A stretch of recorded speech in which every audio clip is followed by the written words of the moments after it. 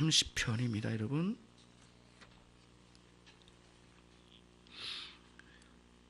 시편 130편 1절로 3절까지 제가 읽고 4절은 여러분과 함께 합독하겠습니다. 오늘 4절입니다. 그렇죠? 성전에 올라가는 노래, 여호와여 내가 깊은 데서 주께 부르짖었나이다. 주여 내 소리를 들으시며 나의 간구하는 소리에 귀를 기울이소서. 여호와여 주께서 죄악을 감찰하실진데 주여 누가 서리이까. 시작. 그러나 사유하심이 주께 있음은 주를 경외케 하심이니이다. 아멘. 그러나 사유하심이 주께 있음은 주를 경외케 하심이니이다. 오늘 제가 이제 설교를 할 때 여러분들이 생각을 하고 쭉 따라오셨으면 좋겠어요. 우선은 자신의 죄도 알아요. 그리고 내가 충분하게 살지 못하고 있다는 것도 알아요. 그리고 부끄럽죠. 그러나 그것을 아는 것으로 충분하지 않아요. 또 이것도 있죠. 물론 남이 나를 이렇게 피해를 주거나 아픔을 줘서 고통스럽게 했다는 것도 알아요. 우리가 그렇게 바보처럼 사는 사람들은 아니잖아요. 아무것도 모르고 신앙생활하면서 지성이라는 부분의 스위치를 꺼버리지는 않잖아요. 오히려 우리는 신앙을 빌미로 해서 깊이 생각하는 것을 꺼버린 게 아니라 오히려 신앙 안에 들어오면서 생각의 영역에 더 밝은 빛을 밝혀줘야 되는 거죠. 그러면서 정확하게 이게 원인이 뭐고 이게 어디를 향하여 가고 있는지를 여러분과 저는 알아가야 됩니다. 그러니까 밑도 끝도 없이 느끼려고 하면 안 됩니다. 이게 신앙이 아니에요. 기독교에서 말하는 신앙이 아니에요. 참되게 뭔지, 무엇 때문에 슬프고 무엇 때문에 감사하고 무엇 때문에 내가 눈물을 흘리는지, 왜 내가 이렇게 살아야 되는지 이런 걸 정확하게 알아가는 것이 참 중요하다는 말씀이에요. 기본적이에요. 뭐 배울 게 있어, 뭐 그런 거 알 필요 있어, 그냥 믿어. 이거는 기독교에서 말하는 방식이 아니에요. 그런 분이 혹시 주변에 있다면 여러분들은 거부하셔야 됩니다. 그래서 명확하게 깨닫는데 오늘 본문과 관련해서 한 가지 생각을 하고 넘어가야 될 부분이 하나 있어요. 늘 생각해요. 우리는 부족해요. 그래서 부끄러운 면이 있어요. 그래서 자꾸 이 부끄러움을 느끼고 아파해요. 그런데 하나님의 용서의 은혜까지는 안 나가요. 너무 많은 사람들이, 물론 이런 분도 있습니다. 내가 무슨 죄가 있냐, 내가 무슨 큰 죄가 있느냐, 나같이 남들처럼 살인죄를 저질렀느냐, 간음을 저질렀느냐, 내가 도적질을 했느냐, 사기를 쳤느냐, 그런 식으로 이렇게 감옥수에 갈 만한 죄 같은 것이나 큰 덩어리의 죄에 대한 것에만 눈을 뜨지, 아주 우리 마음 깊이 찾아 들어와 있는 죄에 대해서나, 그리고 이런 죄를 억제하지 못하고 끊임없이 솟아오르고 있는 내 안에 잠재되어 있는 죄성에 대해서는 눈을 안 떠버린 거예요. 아예 생각을 안 해요. 그리고는 자꾸 하는 것이 뭐냐면은 주변에 있는 사람들과 나를 비교해서 저 사람보다는 낫지, 이 사람보다는 괜찮고, 이 사람보다는 내가 잘 살았지 않아? 저 사람들보다는 난 욕 안 먹고 살지 않았는가? 이런 식의 자기 의에 사무쳐서 사는 사람들은 기독교 신앙에 진전이 없고 거기에 머물러 있는 거예요. 그래서 여러분, 작년보다 올해 변화되지 않으면 안 됩니다. 지난주보다 이번 주 변화되지 않으면 안 돼요. 이런 변화가 끊임없이 일어나야 되는 게 신앙이거든요. 이게 개혁신앙의 한마디로 말하면 정신이거든요. 이게 기독교 신앙이에요. 그러니까 항상 머물러 있으면 안 된다는 거죠. 어디에 뭐가 문제인지를 생각해 보면 오늘의 해법은 뭐냐면은 하나님의 사죄의 은총 안으로 못 들어가는 것에 문제가 있다는 거예요. 그거를 오늘 본문이 우리에게 진단을 해주는 거예요. 그겁니다. 그래서 1절로 3절까지 제가 읽었잖아요. 그럼 오늘 4절의 말씀입니다. 그런데 1절에 키워드인 게 130편 안에 키워드는 2개라고 저는 봐요. 물론 하나님 여호와 여러 가지 요소가 있지만 물론 중요한 단어입니다. 뭐 여기서 뭐를 빼놓고 할 수 있는 건 아니에요. 그러나 본문의 전체 문맥을 파악하는데 중요한 키워드는 2가지라고 봐요. 하나는 뭐냐? 결정적으로 1절에 있는데 깊은 데예요. 이 시인이 깊은 데가 뭐냐 말이죠. 환경적으로 상황적으로 어려운 상황이에요. 그리고 고통스러워요. 힘들어요. 예, 사업이 되다가도 힘들 때가 있잖아요. 공부하다가도 내가 왜 하는지 좌절에 빠져버릴 때가 있잖아요. 공부를 해도 성적이 오르지 않는 것을 볼 때에 막 너무너무 좌절이 되는 거예요. 예. 결국에는 하는 사람들은 뭔가 되고 있는 게 보이니까 열심히 그거 할 거 아니에요. 안 될 때가 있잖아요. 좌절에 넘어지는 거예요. 직장 다니다가도 정말 좌절해 버릴 때가 있어요. 그런 상황적으로 환경적으로 아주 좌절의 늪으로 깊이 빠져버린 상태예요. 이거를 섭리적으로 하나님께서 이걸 사용하신다는 거예요. 예. 여러분이 어려움에 빠지면 기도할 거 아니겠습니까? 기도하니까 하나님이 깜짝 놀래가지고 여러분의 기도에 쫓아와가지고 아이고 그러냐, 아우 내 새끼 이게 이래서는 안 되는데 이러면 안 되지 하고는 여러분에게 찾아와서 상황을 바꿔주신 하나님이 아니에요. 그런 하나님이 아니세요. 이 본문에서 전체 문맥이 뭐냐 하면은 여러분이 어려운 상황에 떨어지도록 하나님께서 밀어 넣으셨다는 거예요. 그럼 우리는 2가지 중에 하나예요. 반감이 하나 쓰거나 아니면 왜 그러셨는가, 하나님의 뜻을 찾을 거예요. 하나님 왜 그 자리에 넣는가라고 하는 반감이 서거나 아니면 하나님 그럼 왜 넣으셨어요? 왜 나를 거기에 깊은 곳에 떨어뜨려 놓으셨어요? 이런 반문이 일어나면서 하나님께 찾아가려고 하는 사람이 2가지 태도일 거예요. 시인은 2번째 후자를 택했어요. 그럼 여러분과 저는 거기서 반감을 가지고 하나님을 대들면서 살겠습니까? 그런 방식은 일생을 통해서 살아도 아무 효과가 없어요. 예. 앞으로 나갈 수도 없고 뒤로 물러설 수도 없고 항상 거기에 머물러 있어요. 예. 그러니까 하나님 앞에 짜증스럽게 나가면 안 돼요. 이게 왠지 명확하게 알아야 돼요. 그러니까 우리 머리가 뜨거워지면 안 돼. 냉철해야 되는데 은혜를 봐도 가슴은 뜨거워져도 머리는 냉철하게 이게 뭔지를 깨닫고 파악하고 깊이 파닫고 파악해서 그 원인을 찾아가고 하나님께 나가는 방식으로 신앙생활을 하셔야 되는 거죠. 화가 나가지고 반감을 가지고 왜 나를 이렇게 힘들게 만들어요? 하나님을 이렇게 머리가 뜨거워지기 시작하면은 그런 분들은 정확하게 길을 파악할 수가 없어요. 그래서 어디 가서 사람들과의 관계 속에 갑자기 머리만 뜨거워진 사람은 결국은 항상 거기 머물러 있는 걸 많이 봐요. 예, 그렇잖아요. 지성은 대학원 수준, 감성의 수준은 감정 제어 능력은 초등학교 이하의 수준. 여러분 뒤집어서요. 여러분의 배움이 초등학교 이하의 수준. 어떤 사람은 배움이 이 대학교 수준 이렇게 말하면 여러분은 엄청나게 자존심 상할 겁니다. 그러나 감정 조절 능력에 대해서는 초등학교 수준, 배움은 대학원 수준 하면은 이쪽에서 1호 받고 이쪽은 아무 문제 안 된다고 생각하지만 엄청나게 문제가 되는 거예요. 하나님. 머리가 뜨거워지면 안 돼. 냉철하게 파악해 나가야 돼요. 왜 나를 이 깊은 데 두셨는가? 시인은 발견했어요. 3절에서 발견했습니다. 내 죄악을 감찰하신 하나님을 발견했어요. 나를 거기다 집어넣으신 분은 하나님이셨고 원인은 내 죄악 때문에 나를 그 어려움 속으로 넣어주셨다는 거예요. 그런데 여러분 어려움은 다각도로 보아야 할 필요성이 있습니다. 사업 잘 돼요. 가정 너무 훌륭해요. 자식들도 막 대학에 가고요. 원래 목적한 대로 막 돼요. 잘 이루어져요. 가족의 관계 굉장히 훌륭해요.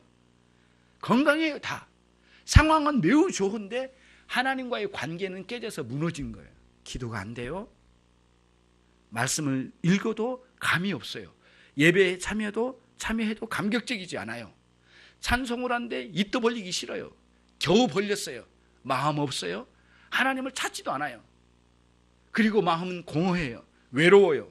이런 상황으로 놓여져 있는 게 뭐냐면은 아무리 환경이고 여건이 상황이 좋아도 이 영적인 상황은 깊은 데로 떨어져 있는 거예요.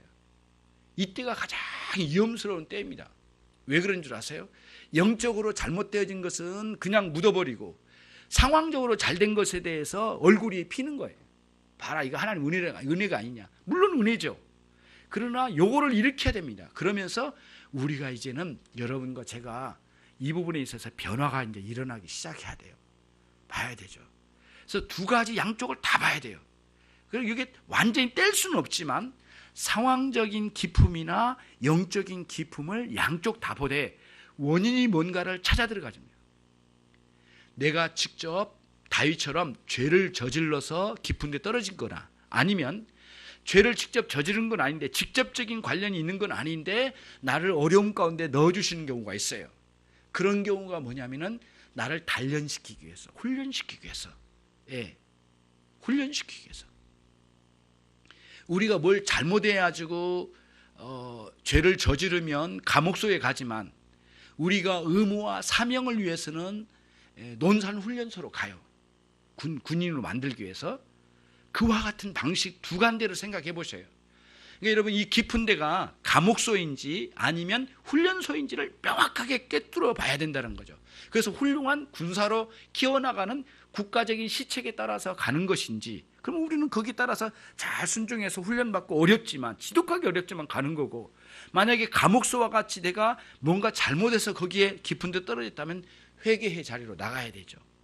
오늘 130편은 후자예요. 감옥소에 들어간 것 같은 자기 죄 때문에 깊은 데 떨어진 것을 상황으로 보고 있어요. 그리고는 이야기하는 거예요. 자, 그러면은 시인이 강하게 깨달았어요. 내가 여기에 깊은 데 빠져 있는 상태도 알게 됐고 죄 때문에 떨어진 것도 알고 하나님이 나를 여기다 떨어뜨려 놓으셨다는 것도 알게 됐어요. 그리고 나서 첫 번째 한 게 뭐냐면 기도였어요. 기도. 기도였습니다. 그런데 1절과 2절에 이제 거기 나오죠. 여호와여, 내가 깊은 데서 주님께 부르짖었습니다. 하나님께 막 울부짖었던 것 같아요. 주여, 내 소리를 들으시며 나의 간구하는 소리에 귀를 기울여 주옵소서. 제발 내 귀에 내 기도를 들어 응답해 달라는 겁니다. 이게 기도의 실천으로 나간 것을 이야기한 거거든요. 그런데 3절에서는 뭐를 하냐면은 내 죄악을 감찰하신 하나님, 그 하나님을 발견한 거예요. 다시 말하면 내가 깊은 데 떨어진 것은 죄 때문이라는 거예요. 자, 여기까지 가는 사람이 참 많아요. 꼭 기도는 아니지만은 자기 죄까지는 깨달아요. 그 다음이 핵심입니다. 그래서 여러분과 제가 130편이라는 시편을 보는 관점을 그림 언어로 보면 마치 산과 같습니다. 그래가지고 깊은 데서 이렇게 올라가요. 올라가가지고 어디에 정상이 어디냐면은 4절에 오늘 본문 말씀. 사유하심이 있는 주님, 사유하시는 하나님, 그 하나님이 정상에 있는 거예요. 정상. 이 시편의 전체 정상이 사유하신 하나님을 만난 거예요. 깨달은 거예요. 키워드가 이거거든요. 사유하신 하나님이에요. 굉장히 중요한데, 사자가 무슨 사자면은 용서할 사자입니다. 용서할 자. 현 집사님 무슨 사자라고요? 용서할 사자. 용서한다. 유자도 용서할 유자예요. 사유. 옛날 단어입니다. 그래서 사면이라는 용어가 이 단어, 이 한문과 연결이 있어요. 사면한다 그러잖아요. 죄를 사면해 준다. 사유하심, 용서하심. 하나님 우리를 향한 용서하심. 인간끼리의 용서는 복수하지 않겠다고 하는 상황에서 용서지만, 하나님의 용서하심은 우리의 죄 자체를 완전히 멸하여 주심까지 가는 거예요. 그리고 인간끼리의 용서도 화해의 자리까지 나가고 사랑의 자리까지 나가지 않으면 용서는 아니고요. 하나님의 용서하심도 우리의 죄를, 하나님과 우리 사이의 관계의 죄를 모두 씻어주시되 그냥 죄만 씻어준 속으로만 있는 게 아니고요. 어디까지? 관계의 회복까지 이끌어 가셔요. 그게 사유하심의 본래의 의미입니다. 그거를 여러분과 제가 이제 오늘 본문을 통해서 이제 잘 봐야 되겠어요. 그래서 130편의 정상은 사유하심 속에 있다. 하나님의 사유하신 하나님이라는 발견, 깨달음, 그 다음에 확신, 여기까지 이제 나갔던 거예요. 시인이 굉장히 아주 중요한 사절이 될 거라고 저는 봐요. 그래서 여러분 책을 한권 소개해 드릴 테니까 어려운 책이긴 하지만 이제 여러분 이해할 수 있는 분들은 읽되 존 오웬 목사님이 쓰셨던 시편 130편 이제 뭐랄까 강해 설교한 내용이 있습니다. 그 책이 있어요. 130편 강해. 부흥과 계획사에서 나왔던 책이잖아요. 이 책을 보면은요, 정말 놀라운 거는 130편을 쭉 강의를 하는데요. 이게 300페이지인가 400페이지인가 아무튼 굉장히 두꺼운 책인데요. 거의 대부분을 4절에다 할애를 했습니다. 4절을 굉장히 깊이 파고 들어가요. 그 용서하신 하나님에 대한 거의 태반의 모든 내용을 다 넣어놨어요. 그래서 쭉 읽어 들어가면은 앞에서 시작했다가 안으로 들어가면 뭘로부터 시작됐는지 잊어먹을 정도예요. 그 구체적인 내용이 들어가는데 얼마나 이게 상세하게 들어가는지요. 사제의 은총에 대한 내용이 이제 거기 나와요. 그래서 사절이 굉장히 핵심적인 요소이고 이 130편에서 그러면은 이제 오늘은 저는 뭐 그거를 뭐 여러 차례 할 수 있는 건 아니고 제가 오늘 이제 4절 하고 오늘은 4절 더 이상 뭐 하지 않겠습니다만 이 오늘 설교로 마치도록 할게요. 오늘 결정적으로 여기서 주어진 것은 뭐냐? 우리의 죄에 대한 깨달음, 각성이죠. 그다음에 내가 이 죄에 대해서 미워하는 마음도 있어요. 그리고 나 그렇게 살기 싫어. 너무나 내가 이렇게 부끄러워요. 이런 삶은 참 싫어요. 거기 멈추면 안 된다는 거예요. 너무 많은 신자들이 거기 멈춰 있다는 거예요. 그리고는 내 죄에 대해서 싫어하고 미워하는 것으로 만족을 하고 그냥 주저앉아 버린 거예요. 우리는 어디까지 가야 되냐? 하나님, 나를 용서하신 하나님께로 나가야 돼요. 그리고 용서하신 하나님으로 확신을 얻으십시오. 그리고 끝까지 튀어나가야 돼요. 그렇지 않으면은 우리가 이 회복의 은혜의 자리로 나갈 수가 없다는 거예요. 이것이 아주 우리에게 중요한 내용이에요, 여러분. 그래서 예를 하나 들게요. 구약 성경 중에 사울 왕이 이스라엘의 초대 왕, 그 사울 왕이 활동하던 책이 사무엘상입니다. 근데 사무엘 하는 다윗 왕이 활동하던 내용이 주로 기록되어 있습니다. 이 두 책의 대비는 굉장히 커요. 같은 사무엘이 기록했지만 커도 보통 큰 게 아니에요. 이 대비가 너무 크고 앞에 있는 사무엘상에서 주로 활동하는 사람이 누구라고요? 사울 왕인데 불신앙의 사람이에요. 왕은 왕인데 최악의 불신앙의 사람이에요. 자, 그다음에 사무엘 하는 누구라고요? 다윗 왕인데 신앙의 삶이에요. 두 사람의 삶에 하나님께서 찾아오셔서 역사하신 내용이 사무엘상 하로 나뉘어져요. 자, 그런데 여러분 오늘 우리는 관심을 어디다 두냐면 다윗 왕의 삶 중에 특별히 사무엘하 12장에 초점을 맞춰보고자 해요. 거기에 다윗이 왕으로 등극을 해서 남의 여인과 함께 하룻밤을 잤단 말이에요. 그래서 거기에서 이제 음행을 저지른 거죠. 최악의 상황으로 떨어졌어요, 다윗이. 그래서 이 간음을 저지른 엄청난 죄를 저지른 거예요, 다윗이. 그런데 여러분 그 12장을 여러분이 읽어 내려가실 때 처음에 1년이 지나고 난 뒤였어요. 죄를 저지르고 난 뒤에. 정은혜 군사님 1년이 지났다고 그랬죠. 1년이 지났는데요, 그때까지 다윗은 어떤 마음의 태도였냐면 자기 죄를 숨기는 거예요. 사실 숨길 수는 없는 건 여러분 뻔히 알잖아요. 그러나 진정으로 회개하지 않고 온갖 종교적인 활동에 열심을 내는 거예요. 여러분처럼 예배당에 오고요, 또 헌금도 하고 교회 활동도 해요, 헌신도 해요, 여러 가지 활동을 해요. 삶은 정상적이에요. 왕으로서 이렇게 자기가 활동하는 모든 거 다 해요. 왕궁에서 신하를 거느리고 나라를 치리하는 이 모든 걸 다 하지만 하나님 앞에 진정한 회개가 안 터진 거예요. 그래서 1년 후에 10개월 무렵, 그 무렵에 나단 선지자가 찾아왔어요. 왕을 아련해야 되겠습니다. 내가 왕을 뵈야 되겠는데 문을 열어주십시오. 신하가 허락을 받고 문을 열었겠죠. 나단 선지자가 찾아왔습니다. 이렇게 찾아올 때, 여러분, 이렇게 찾아올 때 그때까지도 다윗은 회개할 마음이 있다기보다는 좀 숨기는 편에 속했어요. 그쪽이 기울어졌던 거예요. 그런데 여러분, 7절에 가서 나단 선지자가 엄청난 선언을 하는 겁니다. 뭐라고 한 줄 아세요? 여러분, 우리 예화 몇 번 들었으니까 알고 있는 내용이잖아요. 왕이시여, 제가 한 말씀 드리겠습니다. 어느 나라에 부자가 있었는데요, 수백 마리의 양떼를, 소떼를 거느리면서 아주 가쁩니다. 그런데 왕이시여, 그 건너편에 바로 담장 너머에 양 한 마리 키우는 아주 가난한 집이 있습니다. 그런데 어느 날 그 부잣집에 손님이 왔는데 그 손님을 접대하려고 하다가 꿍꿍이 소기를 자기의 이렇게 계획을 해가지고 생각에 이웃집에 있는 양을 빼앗아 가지고 이렇게 손님을 접대해야 되겠다라는 생각을 가지고 있다가 하인에게 시켜가지고 저 한 마리 키우는 그 집에 쳐들어가 가지고 사람을 두들겨 패고 양 한 마리를 훔쳐왔습니다.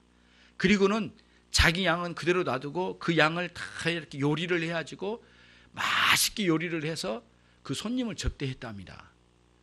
그랬더니 다윗이 화를 내면서 그런 죽일 놈이 어디 있느냐 이렇게 이야기할 때 나단 선지자가 기가 막혀가지고 가만히 있다가는 왕이시여, 당신입니다. 당신이 죽여야 될 사람, 그 사람입니다. 당신이 어찌하여 당신에게 베풀어준 은혜를 망각하고 주변에 있는 나라 다 주시고 이 나라를 통일하여 당신에게 다 맡겼구만, 당신은 어찌하여 남의 여인을 훔쳐다가 그 짓을 저질렀습니까? 당신이 회개해야 될 사람이고 당신이 죽어야 될 사람입니다. 팍 소리를 질렀어요. 그때 큰 충격을 먹었어요, 다윗이. 그리고는 와르르 무너졌어요. 왕의 채통이고 뭐이고 없어요. 그냥 와르르 무너져가지고 엉엉 울면서 회개하기 시작해요. 이때에 여러분들이 잘 생각해요. 다윗이 회개할 수 있는 것은 무엇이었느냐 이거예요. 핵심적인 것은 자기 죄에 대해서 고통스럽게 생각한 것만이, 죄악의 심각한 문제만 생각한 게 아니라는 거예요. 여러분은 죄에 대한 심각함만 생각하면 절대 회개가 안 터진 거예요. 그 다음에 문제예요. 죄의 심각성도 알고요. 여러분, 나단 선지자가 와서 이렇게 외치면서 내 죄를 들춰낼 때는 하나님이 나를 향하여 용서하시려고 하셨구나라고 하는 확신 속에 자기 죄를 회개하기 시작한 거예요. 이 개념이 여러분 안 쓰면 안 됩니다. 그러므로 중간 결론을 내립니다. 회개보다도 하나님의 용서가 먼저입니다. 우리의 경험은 회개한 다음에 용서가 따라온 것처럼 여겨지지만 천만의 말씀이에요. 나를 용서하신다고 하는 하나님에 대한 인식 없이는 회개가 터지지 않아요.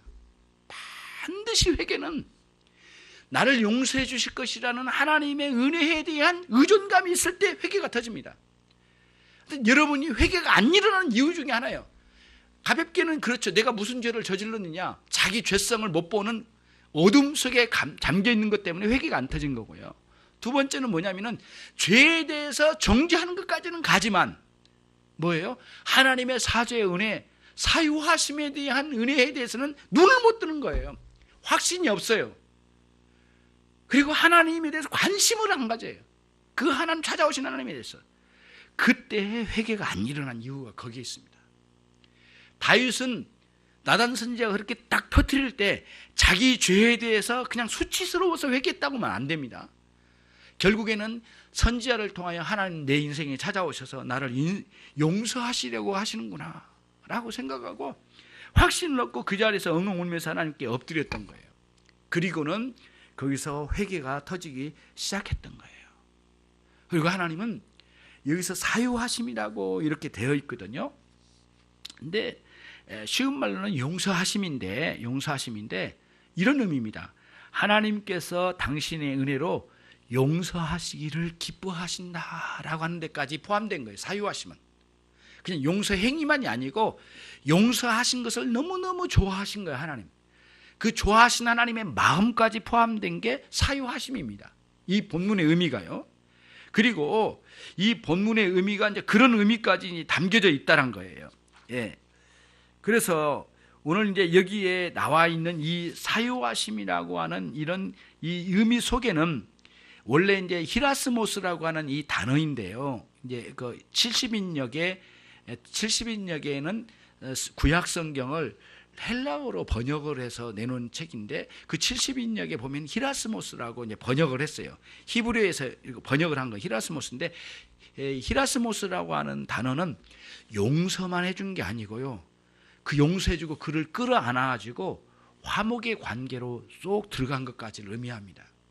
여러분, 하나님 관계예요. 그냥 용서만 해주고 팽개친 게 아니에요. 그 영혼을 끌어안으시고 당신의 백성으로서 백성답게 안고 그 자식과 함께 관계 형성을 하면서 꾸준히 살아가고 싶어 하신 하나님. 살아가신다는 게 말이 잘 안 되지만은 우리 인간적인 관점에서 보면 끊임없이 아버지와 아들 사이의 관계를 회복하여 살아가고자 하는 아버지의 마음, 그 마음이 히라스모스예요. 그러니까 여기서 사유하심이라고 하는 의미는 단순히 그래 네 죄 그래 이제 괜찮다 이런 의미만이 아니라는 거예요. 화목의 관계로, 놀라운 사랑의 관계로, 하나님과의 관계로까지 끌고 가시고 싶으신 거예요. 그래서 이 죄를 저지르기 이전보다는 더 좋은 관계로 나가기를 원하시지, 이전과 똑같은 관계 수준이 아니에요. 더 좋은 관계로 이끌어 가시기를 원하신 거예요. 이게 사유하심이라는 단어 속에 들어있는 거예요. 이것이. 이 관점은 굉장히 중요한데, 여러분, 이 신약에서는 어떤 예화가 들을 수 있느냐면은 요한복음 21장에 요한복음 21장은 여러분 잘 아신 것처럼 베드로가 예수님 이렇게 고난 받으시면서 잡혀가셔서 두들겨 맞으시고 십자가에 달리실 때 멀찌감치 있다가 심지어는 누가 물어보니까 예수님을 모른다고 해버리고, 심지어는 예수님을 저주해버리면서 나 모른다 그 사람하고 나 관계없다라고까지 털어버린 사람이 베드로예요. 다시 말하면 지독한 고난 속으로 들어가실 때 결정적인 순간에 예수님을 배신했던 사람이 베드로란 말이에요. 그러니까 베드로는 가장 사랑을 많이 받은 사람이 베드로예요. 예수님의 총애를 받은 사람이 그야말로 베드로였단 말이에요. 그런데 주님을 배신했어요. 그래서 정말 어찌할지 모르고 회개는 터지지 않고 괴로운 마음에 다시 고향으로 가가지고 옛날에 가지고 있던 수산업 갈릴리 호수에 다시 찾아가서 고기 잡는 데로 간 거예요. 그럼 거기서 아직도 회개가 터지지 않은 거예요. 그런데 여러분, 놀라운 거는 예수님께서, 부활하신 예수님께서 베드로에게 찾아오셨어요. 갈릴리 호수에. 그리고는 예수님께서 베드로에게 물어보신 거예요. 이렇게 조반 드실 때에 고기를 나눠주시면 네가 나를 뭐라고 해요? 유지해. 뭐라고 했지? 예수님 뭐라고 말씀하셨지? 예수님께서 베드로에게 네가 나를 사랑하느냐? 한 번, 두 번, 세 번 물으셨어요. 그게 뭐냐면은 나를 용서하시려고 찾아오신 하나님의 모습을 그대로 보여주신 거예요. 그러니까 여러분, 인생의 깊은 곳에 나락으로 떨어졌던 상황이 어떻든, 영적으로 떨어졌던 인생의 벼랑 끝에 매달려 있는 상황일지라도 하나님 여러분에게 찾아오신 상황이라고 확신을 얻고 내 부끄러움도 회개하고 정죄하고 처절하게 이게 새로워진 것도 필요하지만 또 뭐가 필요해요? 하나님 내 인생을 이 깊은 곳에서 용서하시려는구나 라고 하는 확신을 가지고 나오는 거예요. 그렇죠? 예. 유지에 깨닫고 있죠? 예. 지혜하고 이번 주에 신방했거든요. 유지혜와 지혜와. 그래서 작은 수첩 가지고 와가지고 설교를 받아쓰기로 했는데 이제 중요한 단어를 받아쓰고 이렇게 하기로 했습니다. 오늘은 못하는 것 같은데 다음 주부터 할 것 같습니다. 그렇죠? 예. 지혜가 열심히 말씀 들으면서 같이 이렇게 나갔으면 좋겠고요. 우리 왜냐하면은 이 11시 예배에 이제 들어오면서 주일학교 있다 이쪽으로 사실 굉장히 가까운 데로 오긴 한 거지만은 또 달라진 면이 있으니까요. 사유하심의 은혜, 용서하신 하나님에 대한 강렬한 깨달음, 확신이 그 사람을 회개를 터뜨려요. 그러므로 회개는 하나님의 용서를 앞설 수 없다. 우리의 경험으로 볼 때에는 회개 다음에 용서가 오지만 사실은 영적인 개념으로 보면은, 영적인 상황으로 보면 하나님 용서하시려고 찾아오셨고 거기서 회개가 터졌고 용서해 주시는 경험으로 들어오게 만들으셨어요. 이 논리를 여러분들이 꼭 잊지 말고 일생 동안 이 논리 안에 있길 바라고요. 예수님께서 아주 명확하게 주신 말씀 중에 하나가 요한복음 16장 8절 말씀에서 성령께서 오시면 우리의 죄에 대하여, 의에 대하여, 또 그 다음 뭐죠? 심판에 대하여 책망하시라 이렇게 돼 있어요. 책망이 무슨 뜻이라겠죠? 엘렌코란 단어인데 무슨 뜻이라겠어요? 들춰낸다, 깨닫게 해주신다, 드러낸다, 폭로한다라는 의미가 있어요. 엘렌코란 단어 속에요. 단어가 여러 의미가 있는데 드러낸 거예요. 자, 그러면은 용서의 은혜를 가지고 오신 하나님이 우리에게 회개를 터뜨릴 때 우리의 죄를 들춰내 주신 거예요. 아까 나단 선지자처럼, 아까 예수님처럼, 베드로에게, 다윗에게, 여러분에게 똑같은 원리예요. 그래서 여러분 앞으로 항상 이거를 생각하셔야 됩니다. 성경에 등장 인물이 하나님의 은혜로 그 사람 된 거죠. 우리와 똑같은 존재예요. 그거를 항상 생각해야 됩니다. 근데 우리는 결과론적으로만 생각을 해요. 아브라함 위대한 믿음의 조상 막 이렇게 말하잖아요. 위대하긴 뭐가 위대해요? 거짓말장이죠. 자기 아내 팔아먹어버리려고 한 사람이잖아요. 보통 사람 아니에요. 무척 이기적인 사람이 자기만 살고 도망가자는 거예요. 집에 강도가 들었어요. 아내 보러 나가봐래. 그러니 자기는 안에 들어가 문 잠궈. 그 꼴이에요. 그게 아브라함이었단 말이에요. 예, 나가고 문 잠궈. 도둑이 자기 아내 뜰을 패고 들어올 것 같아서 잠궈. 아내 죽어도 된다는 거예요. 그게 아브라함이란 말이에요. 그러니까 우리가 똑같은 사람이에요. 다윗은요. 예. 그러니까 하나님의 은혜가 위대한 거지 그 사람이 위대한 게 아니라는 거예요. 이 관점을 성경을 읽을 때마다 계속 깨고 가야 돼. 이게 베드로 봐봐요. 뭐 굉장히 놀라워 있는데 그 모든 하나님의 은혜의 역사였지. 그렇게 사랑을 허락해 주신, 사랑 베풀어 주신 그 주님을 갖다 말이죠. 마지막 죽는 순간에 주님은 그리 가시고 문 잠가 버린 거예요. 나는 그분 모른다. 심지어는 어느 정도까지 확신시키려고 했어요. 예수님을 향하여 저주를 해버리면서 나는 관계없다라는 것을 확신시키려고 말이죠. 이런 어리석은 사람이 우리들이란 말이죠. 우리에게 은혜가 있어야 돼요. 하나님의 은혜가 정말 성경에 등장한 인물들의 훌륭함을 보인 거지, 하나님의 은혜가 훌륭한 거지 그 사람 자체가 아니란 거예요. 이거는 성경에 전반부에 다 깔려있어요. 모세도 마찬가지예요. 힘드니까 나 죽이세요. 나 못 가겠습니다. 그랬던 사람이 모세입니다. 나 죽어버리고 싶습니다. 이제는 더 이상 못 가겠습니다. 나 죽이고 그냥 나 밟고 지나가세요. 하나님 이제 끝입니다. 못 하겠어요. 이게 모세였단 말이에요. 참 우리와 똑같은 사람들이에요. 그러나 하나님의 은혜였어요. 그래서 여러분 아무리 어려운 깊은 곳에 절망적인 상황, 인생의 벼랑 끝에 매달려 있다 하더라도 하나님의 사죄의 은혜를 가지고 오신 하나님, 나와 하나님 사이의 관계를 회복하시려고 하신 하나님으로 인식하면서 그 자리에서 엎드리자고요. 하나님 여러분 찾아오실 거예요. 만나 주실 거예요. 예. 남들은 내 인생에 대해서 뭐 잘 나간다고 말하지만 겉으로는 잘 나갈지 몰라도 내 영혼은 퇴락되어 있어. 그럼 결코 이거는 용납이 안 돼. 변화가 일어나야 되죠. 두 번째로 넘어갑니다. 4절은 두 단락으로 되어 있거든요. 그러나 사유하심이 주께 있음. 그 다음 두 번째가 뭐죠? 주를 경외케 하심이니이다.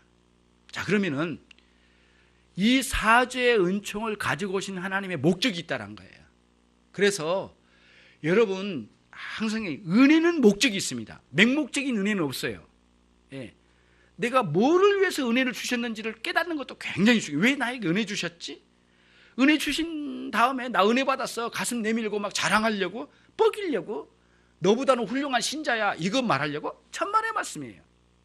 주님을 경외케 하기 위하여 우리를 은혜 베풀어 주신다는 게, 모든 은혜는 목적이 있어요. 맹목적인 은혜는 하나도 없다. 단 하나도 없다. 요거를 항상 생각하고, 조금이라도 은혜를 주시면 목적이 있어요. 근데 여기서는 뭐라고요? 주님을 경외케 하기 위하여 우리에게 자기 자신에게 뭐를 주셨다고요? 사죄의 은혜를 가지고 오셨다는 뜻이에요. 인생의 목적이 있는 거예요. 굉장히 중요하죠. 자, 그러면은 우리가 말씀을 한번 찾아볼게요. 시편, 우리가 시편을 읽었는데 시편 다음에 잠언이죠. 잠언 다음에 전도서 끝장입니다. 끝절로 갑시다. 전도서, 시편, 잠언, 전도서 12장 13절이에요. 우리 은혜의 목적은 하나님을 경외함인데 한번 13절 같이 읽겠습니다. 시작. 일의 결국을 다 들었으니 하나님을 경외하고 그 명령을 지킬지어다. 이것이 사람의 본분이라. 여러분, 전도서를 한 번쯤 읽지 않으면 인생을 말하지 마세요. 뭐 이상하네, 뭐 굉장히 이 전도서를 읽지 않고는, 그래서 인생의 허무함이 뭔지를 꿰뚫어 볼 수 있어야 돼요. 그러면 자꾸 먹고 사는 데만 코박고 살지 말고요, 전도서로 한번 가봐요. 전도서 가면은 처음부터 끝까지 허무함이에요. 여러분들이 그렇게 차지하고 싶고, 여러분들이 그렇게 갈망했던, 여러분들이 그렇게 소유하고 싶었던 모든 재물의 최고 수준까지 가진 사람이 누구예요? 솔로몬이 솔로몬. 그 사람이 쓴 거예요. 인생의 모든 것을 다 가진 사람이. 그러니까 인류의 가장 가지고 싶은 모든 걸, 지식, 지혜, 뭐 사람, 권력, 모든 걸 한 몸에 다 지녀버린 사람이 누구냐? 솔로몬이에요. 그런데 그 사람이 한 말이 그거예요. 인생은 헛되고 헛되고 헛되도다. 계속 이야기해요. 왜 허무한지 그거를 쫙 정리하고 결론적으로 말하지만, 인생의 본분은 하나님을 경외하는 것이다. 전도서를 보면서 하염없이 허무함을 경험하고 내 본분을 찾아가는 것을 여러분들이 경험했으면 좋겠어요. 성경을 많이 읽을 때 전체의 의미를 제대로 파악하고 읽어나가면서 때로는 울기도 하고 웃기도 하고 하나님께 하소연도 하고, 정말 이 피지땀 흘려가면서 진리의 말씀 안에서 깨달아갔으면 좋겠어요. 하나님을 경외함, 그렇죠? 이것이 사람의 인생의 본분이다라는 결론이에요. 오늘 또 시인이 깨달았어요. 하나님 나에게 용서의 은혜를 가지고 오신 목적이 있는데 그게 뭐냐? 하나님을 경외하는 거예요. 경외함은 이거예요. 하나님을 두려워하는 것이 경외함입니다. 경외함이에요. 자, 여기서 여러분들이 잘 생각해야 됩니다. 뭐냐면은 하나님을 두려워하지 않으면은 얕잡아 봐요. 그래서 죄악으로 흘러가요. 하나님을 멸시해요. 하나님을 두려워한 사람은 하나님을 사랑하는 쪽으로 가요. 그래서 하나님의 경외함과 사랑이 항상 같이 등장한 이유가 거기에 있어요. 이런 원리예요. 그래서 우리의 삶의 최종적인 이 목적이 뭐냐? 하나님을 경외하면서 살라고 하는 거예요. 그분을 영화롭게 하고 그분을 즐거워하는 거죠. 이런 인생의 길을 갈도록 하셨어요. 그래서 사죄의 은총을 내려주시고자 하신 찾아오신 하나님에 대한 것을 깊은 곳에서 깨달은 이 시인의 외침, 깨달음의 깊이는 어디에 있느냐? 하나님을 경외하는 대로 나를 이끌어 가시기 위하여 내 죄를 용서하시려고 찾아오신 하나님, 내 인생을 회개케 하셔서 새롭게 변화시켜서 당신과 나 사이의 관계를 회복시켜 주셔서 관계의 온전한 회복으로 이끌어 주시고, 그 다음에 나를 하나님을 경외하는 데까지 이끌어내시고자 하는 하나님의 위대한 계획이 내 인생 가운데 있었구나 말이죠. 이거를 꿰뚫어 본 사람이 시인이에요. 그래서 130편의 중요한 내용을 우리가 이렇게 정리해 볼 수가 있어요. 두 가지 단락으로만 정리해 봅니다. 첫째 뭐냐면은, 우리의 회개는 하나님의 용서를 결코 앞설 수 없다. 명심해야 돼요. 그 의미를 아시겠죠? 하나님의 은혜를 가지고 오신 하나님, 용서의 은혜를 가지고 오신 하나님에 대한 깨달음을 가져야 된다는 뜻이에요. 자, 유지에 뭐라 했지 목사님이? 우리의 회개는 하나님의 뭐를 앞설 수 없다? 하나님의 용서를 앞설 수 없다. 평생 동안 마음에 새겨요. 자, 그 다음 은혜에는 반드시 뭐가 있다? 목적이 있다. 맹목적으로 주신 은혜는 하나도 없다. 모든 은혜는 목적이 있는데 특별히 사죄의 은총, 용서의 은혜를 가지고 오신 하나님의 목적은 뭐라고 여기서 본문에서는 하나님을 경외케 하게 합니다. 두려워하며 사랑하며 그분을 신적 존경심을 가지고 받드는 것, 삶도 그렇고 예배도 그렇고 모든 전방위적인 면에서 하나님을 경외해야 된다. 거기까지 우리 인생의 본분 원래의 자리로 이끌어내시기 위하여 이 일을 행하셨다. 결론적으로 이렇게 생각해 볼 수 있습니다. 여러분의 삶에 그렇게 되지 않으려고 하는 우리의 악함을 생각하면 회개하고 부숴버리고 띄어버리고 참다운 삶으로 튀어나가는 그런 변화가 여러분의 삶의 전반에 있기를 주님의 이름으로 축원합니다. 기도하시겠습니다. 하나님께서 여러분과 저를 용서해 주시려고 찾아오십니다. 언제나 같이 함께 묵상하면서 기도하겠습니다.